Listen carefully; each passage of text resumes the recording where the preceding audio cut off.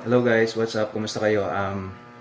Sa mga hindi nakakaalam, kaya medyo wala ako ng matagal kasi namatay yung nanay ko. And medyo nagluksa tayo. Pero I will try my best na maging active ulit sa TikTok para makapag-review tayo ulit. So today, hindi tayo magre-review. Meron lang akong papakita sa inyo.